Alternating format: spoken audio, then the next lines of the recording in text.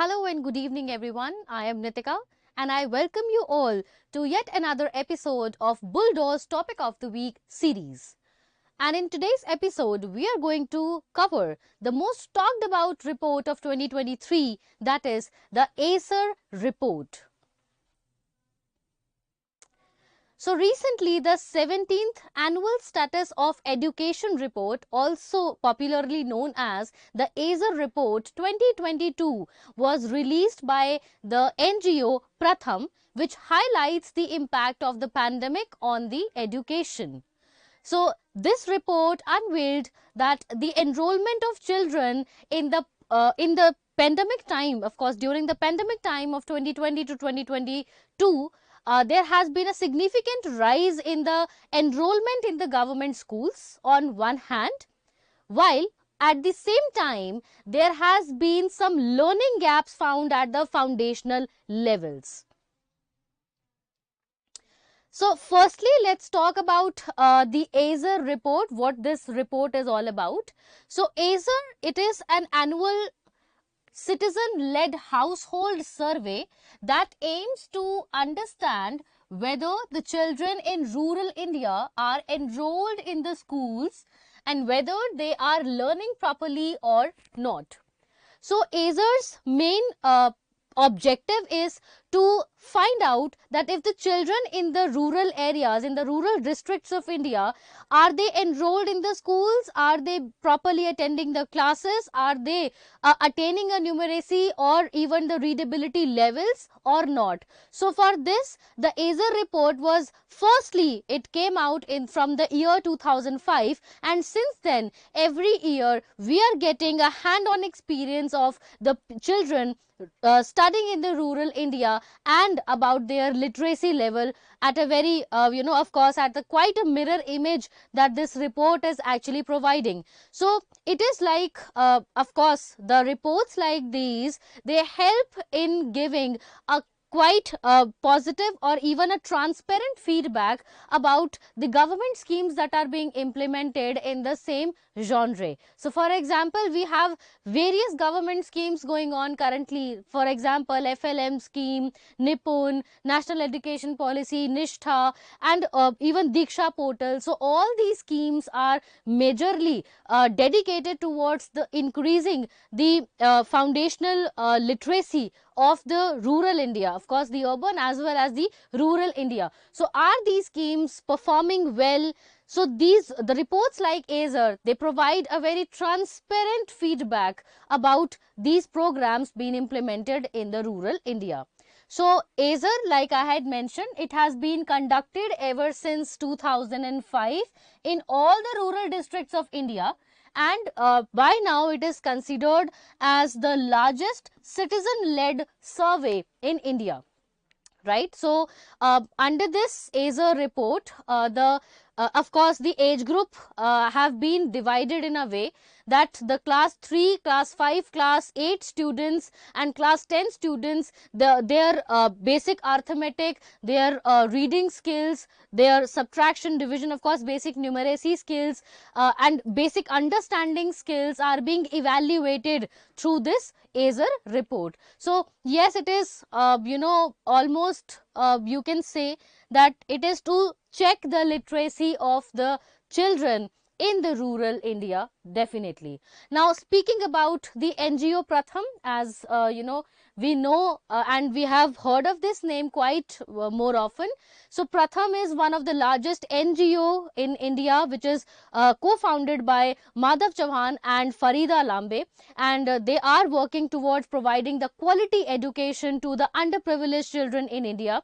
And it was first started in the year 1994. It was started in Mumbai in the year 1994.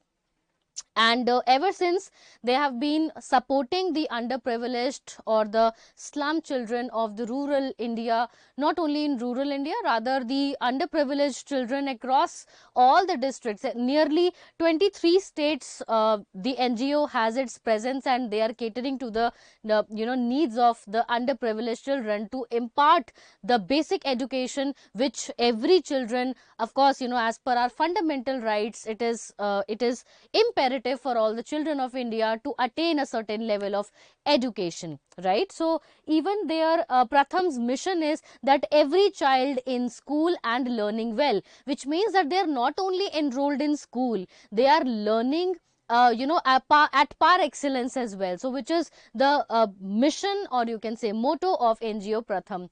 Not only this, Pratham also aims to improve the India's economic and social equality, and it is definitely carried out through the introduction of the low cost education models. And not to miss, NGO Pratham since 1994 has been even receiving recognitions and awards every now and then. To enlist many, of course the list is long about the awards and excellence that ASER or even NGO Pratham has received ever since it's started its inception. So speaking about the key findings of this report, now let's just take a dig into the ASER report of 2022. Of course, this report is of prime importance as it is been taken at a full-fledged pace after 4 years. So nearly after 2018, precisely, during the pandemic times, because of course, a full-fledged report could not be derived during the time of pandemics. So this report is of prime importance to the government of India, to the education ministry, to find out that whatever steps they have taken during the pandemic times, what is the final outcome of it. So let's just know more about the ASER report as per the 2022. So as you can see here, that definitely the tuition classes, firstly, which is a very surprising report, that the tuition classes, the participation in the tuition classes have increased during the pandemic times, which means that if at one stage we are noticing that the children are enrolling themselves in the government schools, and at the same time they are enrolling more in the tuition classes.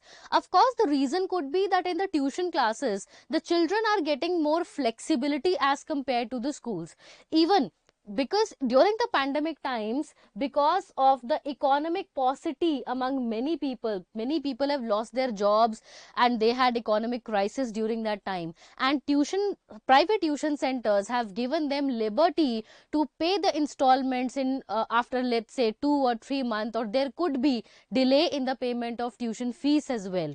So tuition fees have given enough liberty and even flexibility to parents as well as the children to study in a way that gives them comfort or them convenience.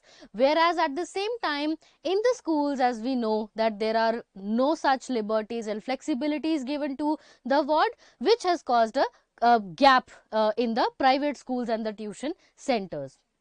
At the same time, we have seen that during the pandemic, in the rural areas especially, the private schools, the low class budget private schools, we have seen a lot of closures during that time, which also could be another reason that all the students of the private schools which have been closed down have been moved to the government run schools of that particular area. So which has drastically increased the enrollment levels of the government schools in the rural areas. And precisely, yes, the tuition classes, as we know that the graph has gone up in 2022.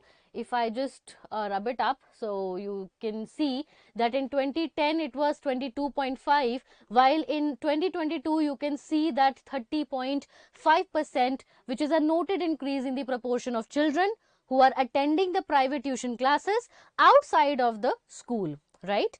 Then next, speaking of the states which saw the proportion of students taking some form of paid classes outside the school, and as you can see that in the states, for example, if you can see the dark colored blue shades, so these are certainly the states which had registered the maximum participation of the private tuition classes. For example, we have Odisha, we have of course Bihar, then West Bengal, and even some of the even the states of Haryana as well. So we have these states which have seen more participation of the private schools, or not private schools, right, private tuitions as compared to the other states, right?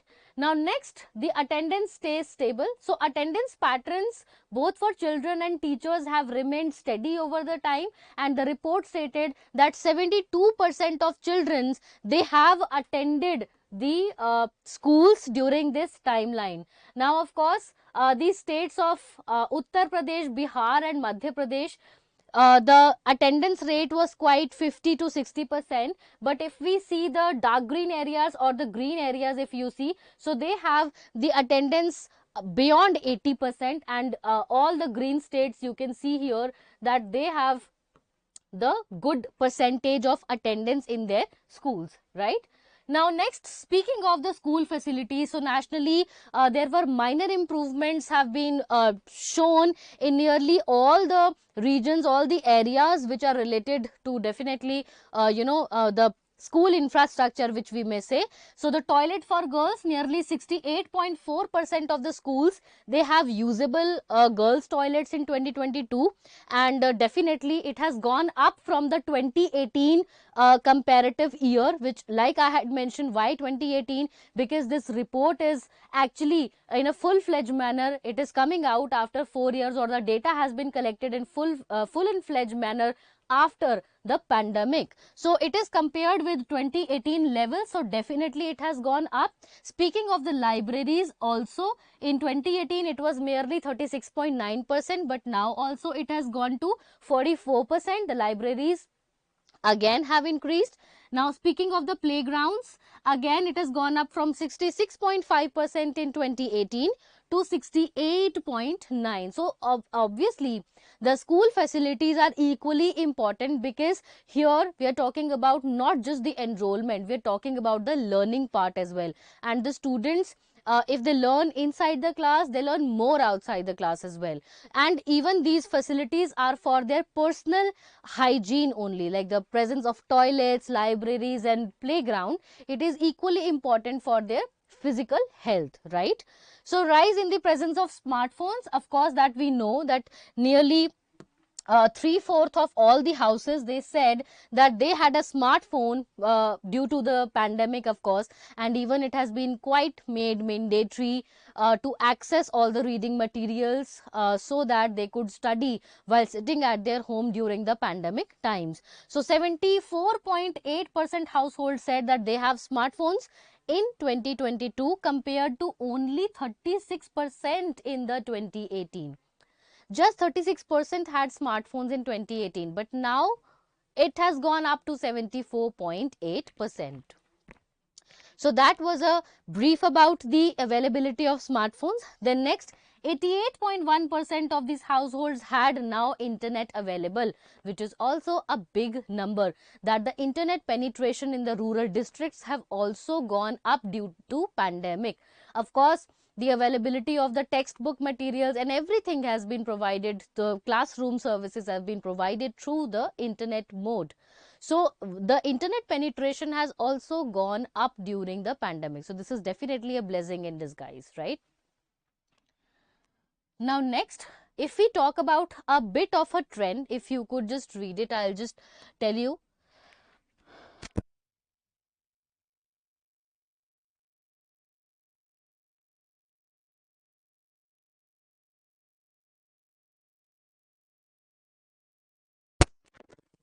Now talking about the parameters and their trend. So overall enrollment has definitely shown a positive trend between 2018 to 2022. The enrolled students in the government school, the age group of 6 to 14, have also gone up, and the girls which are not enrolled in school between the age group of 11 to 14 have definitely gone down. So it means that definitely it has shown a positive trend as well. Then the children of the standard 1 to 8th taking paid private tuition classes have also gone up, positive trend. Then children in 3rd standard, either government or private school, are they able to read the books of standard 2 level or not? So here we showed a negative trend, which means that a students of class 3 could not read the books of standard 2 level. So it has shown a decline in the trend, which means if previously in 2018 nearly 27% could read the book, but now in 2022 only 20% could read the books. So it shows that yes, there are some gaps in learning. Then next, the children of standard third who are able to do at least subtraction, even in terms of subtraction also it has gone down. So it is a negative trend. Then next, children of standard fifth across India. Now we are talking about the fifth standard students who could do division, a basic, I would say basic mathematics. Again it has gone down, so it is a negative trend here. Then next, the government schools with less than 60 students enrolled, again it is gone up, which means that there is a slight negative trend that we have seen here. Then last, average teacher attendance. So teacher attendance has gone up, which is a good sign, which means that the teachers are now more attentive and they are of course more present in the schools. Fraction of schools with usable girls toilet. Again, girls toilet, the facilities have gone up, so positive hai. Then next, schools with drinking water availability. Again, it has improved since 2018. So it is also a good sign that in terms of infrastructure, definitely we have seen positive signs. But in terms of numeracy, basic arithmetic, in terms of readability, the percentage has gone down. Right?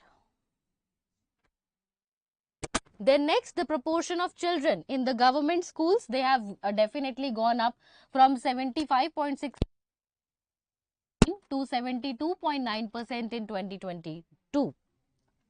So this is also a brief about the ASER report. Then I'll move forward towards the charts and towards the comparative diagram so that we will get more analysis. So in the pandemic years, the basic reading was hit the hardest during this time.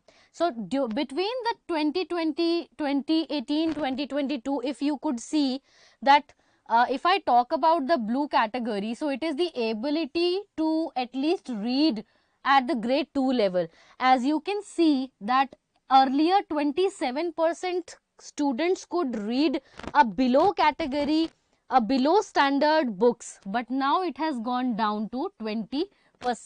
On the other hand, the green label says that it is the ability to read at least to do the subtraction.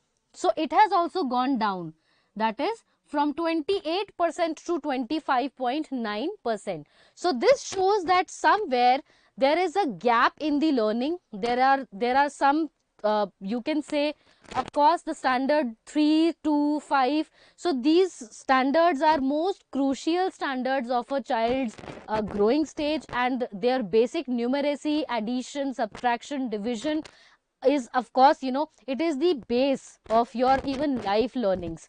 So here the children, they are lacking somewhere, right?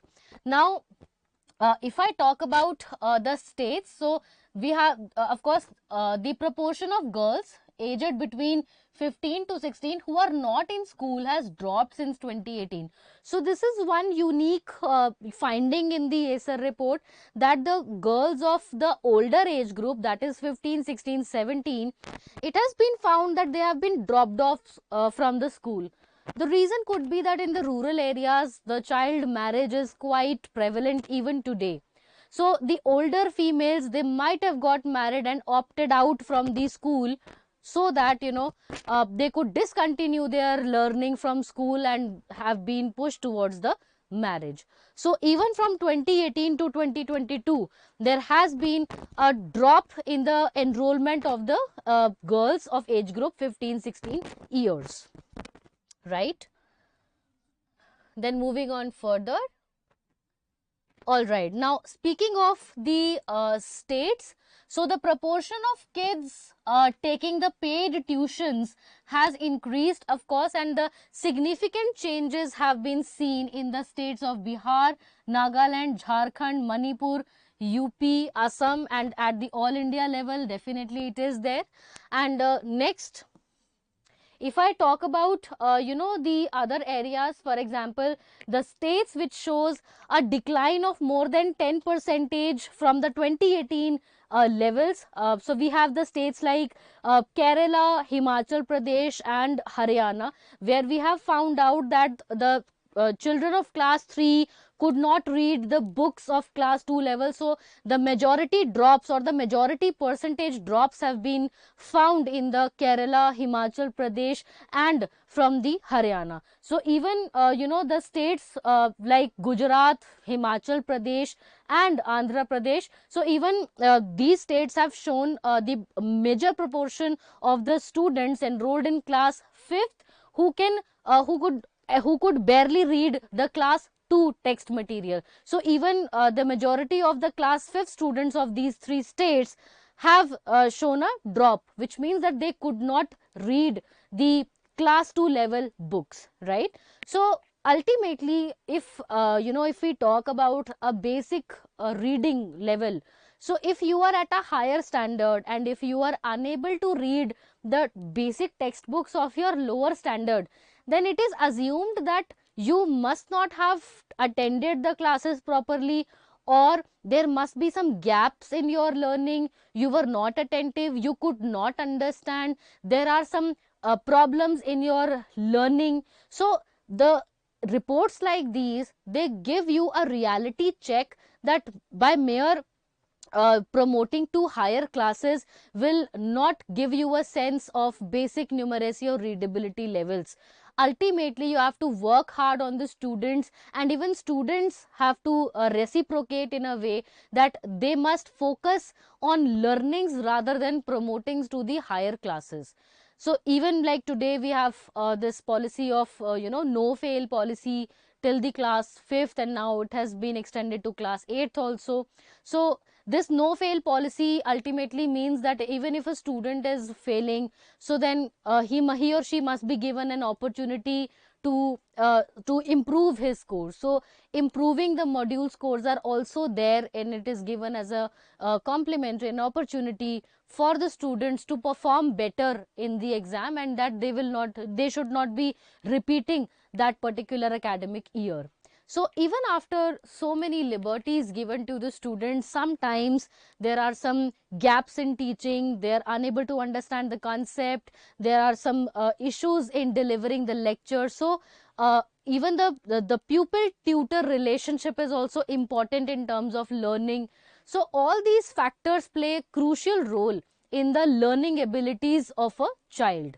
And not only this, even a children's social circle also plays a crucial role, like the family, friends, they also play a key role in of course in narrowing or in even in broadening the mindset of a student. So it is important that a student must be given a very open environment wherein a student can learn better, can be taught in a better way, so that his learnings will not go in vain somewhere or the other, right? So these were the key findings about the report, and the reasons for like I had mentioned, that the reasons for increased government enrollments in the government school could be definitely improvement in infrastructure. And ever since last decade, we have noticed that the government schools infrastructure is improving at a very better scale. And even the distribution of textbook materials, providing midday meal scheme during the lockdown could be another reason that why the parents are choosing their child to go to the government school, so that they could be even fed by the schools as well. Job loss, closure of private schools are yet another reasons that why parents are choosing government schools over the private schools. And of course, some parents might be even wondering that, let's just enroll the students in the government schools, so that their somewhere or the other their money could be compensated in the private tuitions as well. So because the private tuitions are also proportion of private tuitions have also gone up. So we are definitely assuming that somewhere to compensate that financial gap, they are enrolling their child in the government school, and then after the schools the students are then taking admissions in the private tuitions so that they could understand and they could learn better, right? So even again, because the government enrollments have gone up, so we can definitely give credits to some of the government schemes like National Education Policy, Nipun, which is the National Initiative for Proficiency in Reading with Understanding and Numeracy, which is Nipun Bharat scheme.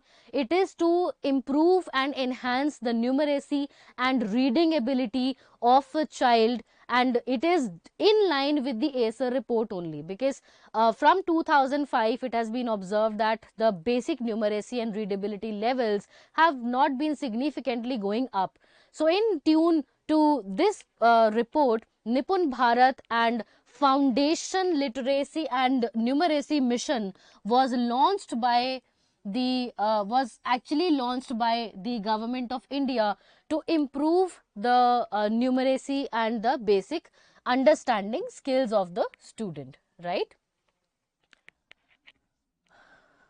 So next, now definitely after getting this report, it is an alarming time for government to think about improving the further implementation of Nipun Bharat and FLM, because now they have actually implemented and directed towards the rural districts, but somewhere or the other the Anganwadis are left out. So Anganwadi centers, I am sure you must be knowing it. So Anganwadis are kind of the kindergartens present in the rural areas, where the children of age group 5 to 6 up to 5 to 6, they are being taught the basic you can say motor skills, mental skills, physical activities are are being conducted there, some playway activities, and they are being taught in a playful manner, right? So Anganwadis are kind of you can say the best way to impart the basic knowledge or the basic literacy and numeracy level. So if the Anganwadi centers, they are adequately funded and the infrastructure is improvised, definitely they can impart much higher understanding and numeracy skills to the children as compared to any other. Anganwadis can definitely prepare students to go to the schools in a way that they will not feel they do not feel that they are going to the schools for the first time. Anganwadis can act as a prep for the schools. So now is the time that there must be integration of the Anganwadis and the school systems. Even in the big schools, this is actually a provision that the junior wing and the senior wing, they are of course kept aloof, but they are under one campus, so that even the junior wings or the kindergarten section, they must know how to how to sit and how to of course it gives you a kind of a aura or discipline like a school. So it is like a prep for going to the higher classes. So Anganwadis can definitely be adequately funded in a way that it can provide that level to go to the schools, right? So that is all about the ASER report, and I'm sure that with this report, government is going to come up with more such programs and policies to implement and to even improvise the learning skills, the basic foundational learning skills of these of the children of this age group. So thank you so much. If you like this video, don't forget to hit the like button and share it among your friends who are also preparing for any competitive exam. Thank you so much.